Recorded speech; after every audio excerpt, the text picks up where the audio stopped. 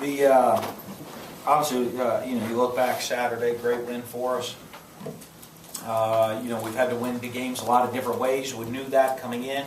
We actually, before the game, talked to our team about that. We're going to have to win, find different ways to win games throughout the whole season. We've won some high-scoring games.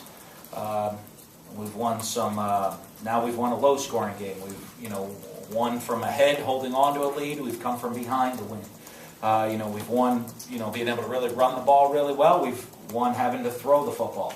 We've won having to make goal line stands and defensive plays to win games. We've had to make offensive plays to win games. So, I'm proud of our guys. I think they understand that, all the different ways that it's going to come out throughout the season. And you always have to be prepared for that moment to win a game, and however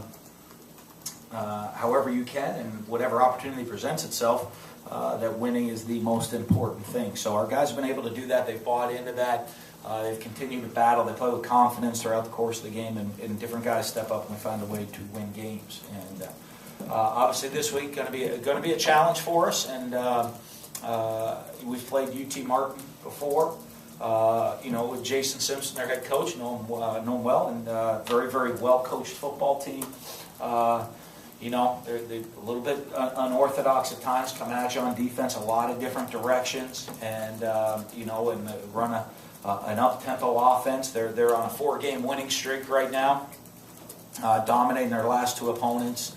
62-38, 37-7, their last two games, been big wins. So their team's playing with a lot of confidence right now, and obviously, their guys, I think there's a big opportunity for them. And you're at a smaller school, and have that opportunity to go in and play against a Power 5 team, as always, for your guys is a great opportunity, and they always come in with a chip on their shoulder. So it'll be a huge challenge for us. I think we're very fortunate to get a 3 o'clock kickoff on homecoming. I don't know if there's a better time to play a homecoming game at. Where we need that. We've had unbelievable home field advantage. I think that's helped us win several games this year, the home field advantage. By having a sold-out stadium, a loud stadium, creating issues for the opposing team. We need that again this Saturday, and when you look at it with the kickoff time, it's there's homecoming activities in the morning, there's homecoming activities in the night, and a football game right in the middle of the day. You couldn't ask for a better time. So hopefully everybody gives us that home field advantage again this week, because it's been so important to us throughout the year. So, but. We're excited. Big, I guess, first homecoming game ever here as number 1. So I think that'll be a pretty cool deal for everybody. We are today anyway, right? The vote comes out. One in some polls, or some people's opinion, we're number 1. So. Questions, Paul? Coach, you past couple of years, going back to last season and the season before, you said often about some of your younger guys looking around for somebody to be the guy to make that play. This year you talk more about guys saying, I'll be that guy to make that play. When did you kind of start to see that change? Well, I think this season, I think during the course of the season, we've really just seen that. And, I think the attitude coming off of last year, how we finished last year and the confidence we had finishing the season, I think a lot of guys through off-season conditioning realized that I have experience. I've been on the field. I'm a guy that can make a play. And you look at it. You look at the receiver position. With all those guys coming back, a receiver and tight end this year, they all look and they say, "Hey, I've been in game situations before. Why not me be the guy to go make a play?" Josh Robinson's had big games come before this season. Hey, why don't I be the big guy to go make plays? Experience in the offensive line, in the secondary. Will Redmond, might not be listed as a starter for us. Richie Brown might not be listed as starters, but they've played a bunch of football for us. So, hey, why not us? I can be the guy. I've played now. It's not like this is my first time getting on the field. To be that guy to step up to make those plays. So I think the confidence that guys have played in games before and have experience playing in a game before, going through an off season as a veteran player, coming into a season as a veteran player, gives them that confidence. Dan, I know you said obviously the most important thing is that the team continues to win, but as you look at the performances the last couple of weeks, the turnovers, do you think this team is better right now than it was 3 weeks ago? What was 3 weeks ago? Or 4 weeks ago? Or I think in some ways we certainly are. I think, I think with a lot of veteran players, I think you don't see drastic improvements from week to week. Sometimes you have a young team, you're going to see a big jump from one week to the next. What I want to see is slight improvements off of us. Now, did we do some things that you can't do? Yes, we did on Saturday. But, to me, in the improvement, I told our guys at halftime, what a great opportunity we have right here. Now we're losing at halftime. There's one stat, I think, that I saw that we'd only been trailing for 7 minutes the entire season. And here we were trailing almost the whole game and still finding a way to win. So that is something that, we improved on. Did we improve on protecting the football? No. Or winning the turnover ratio? No.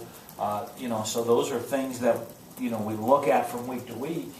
But we found a way in a different type of situation for us to improve or be in a different situation and come out on top.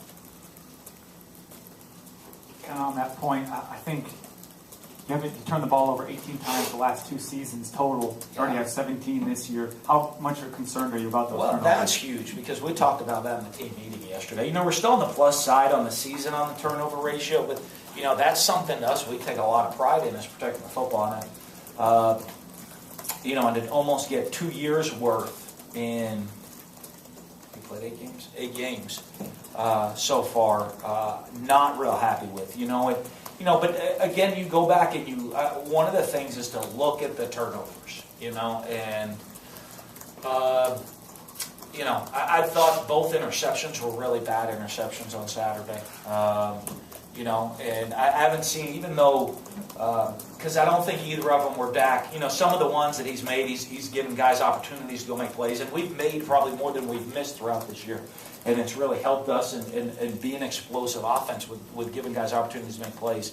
Those weren't that way. I think those were kind of poor reads or poor decision making. Didn't see the Mike linebacker on the one play. Got to know where that guy is on that read. And then obviously the fumble punts. That's a major concern. That's a skill. They didn't do it. It wasn't like they did anything. They didn't play great defense or special teams on that play. That's just us really making mistakes. What part of that is that's what I look at is, did the defense make the play to create the turnover, or did we make the mistake? And Saturday, I think we made mistakes on all of them. And most of the year, I don't think our turnovers have been that way. It's kind of a defense making a great play.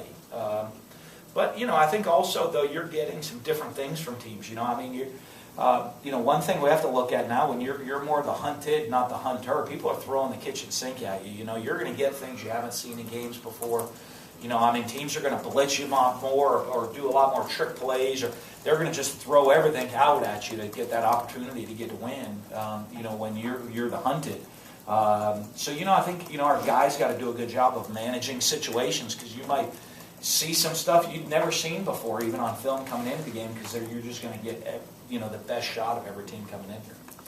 Talk about leading up, talking to J.T. Gray about playing this week, and I noticed he was y'all special teams player of the week. Yeah, well, he had 4 plays and 3 tackles on special teams, 2 assisted, 1 solo.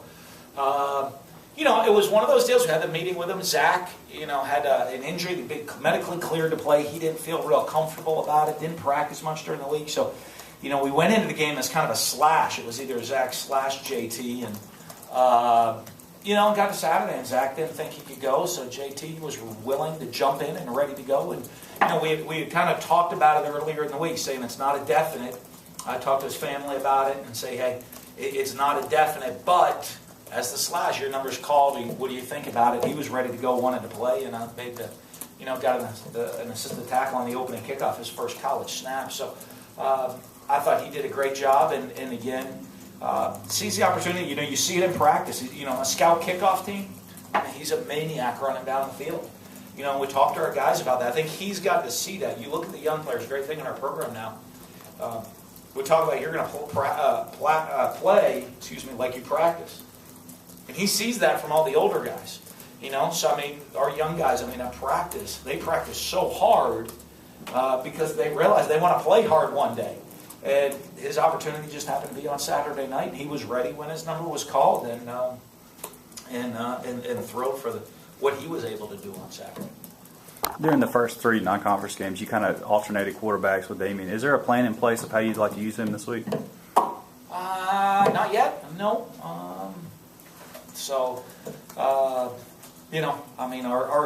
To me, I think that's always at the beginning of the year. That's kind of a plan to get the guy in rhythm and get him ready for the season. Because it's training camp seems like so forever ago. If he hadn't gotten reps in games at the beginning of the season, and then he has to go play. It's hard to even have anything to call on because you're thinking he hadn't been in a game since last Thanksgiving almost,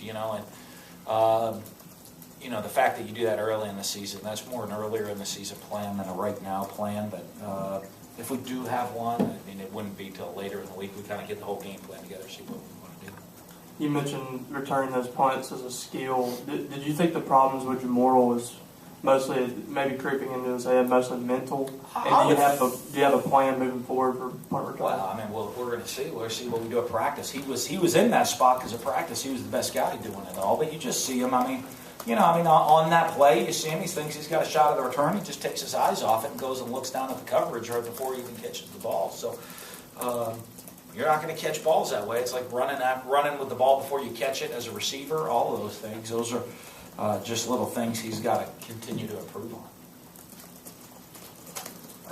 This year across the SEC, there's a lot of really good big backs, just on all the teams. I know Josh Robinson Seems like that every year. Well, right, but just physically sized. I know Josh is not very tall, but it seems like he fits that mold of being tough and being able to play as many downs as you need him. How big of an advantage is it to have a guy like that? Well, it's huge. I think, not just at the backs. It seems every year in the SEC there's a lot of big physical players at every position across the board. But no, at running back, I think it is huge. I think he's, because I think Josh is a guy. People have heard me and I talk about his maturity. He is a guy that can bring a lot of different things to the table. If he needs to carry it in the mid to high 20s, he can do that. If he's getting a little bit less touches, running the ball, he's still going to be a really good blocker. This Saturday he was more of a weapon in the pass game, and he's able to do that as well. So I think that just that does go on to the maturity of understanding, hey, every team's going to play you a little bit differently. And, you always have to kind of take what a defense is going to give you. And I think our guys understand that. You don't see guys getting frustrated on the field, that, hey, if someone's going to take me away or try to take me in one aspect of the game out of the game plan, I'm going to do my job in other aspects of the game. That's going to free other people up. And Josh is certainly a guy that way. And his size and his skill set allows him to be able to do that, to be an every down player. That he can be a threat in the run game. He can be a threat running the ball. He's a threat blocking the ball, and he's a threat receiving the ball. In basketball and baseball, that they're advanced scouting and whatnot. How relevant or how prevalent, I guess, is that in football? Maybe looking ahead, scouting ahead in advance with those kind of coaches and whatnot. You always are doing that. We have our guys that are breaking down the film. They're like, I saw it today. I think they're making sure all the Vandy film is broken down, and in the School of North film to keep that up. You keep that scouting going throughout the whole season. But for the coaches, I'm not someone that I've never done that. I struggle with that, especially if I'm going to be calling plays. Our focus completely on beating UT Martin this week. So. But our guys that are breaking down the film, inputting all the data and stats, because we need, every Sunday morning, next Sunday morning, I'm coming in the office and I need everything already, the scouting report, everything already ready to go. So those guys are always about 2 to 3 weeks out in advance.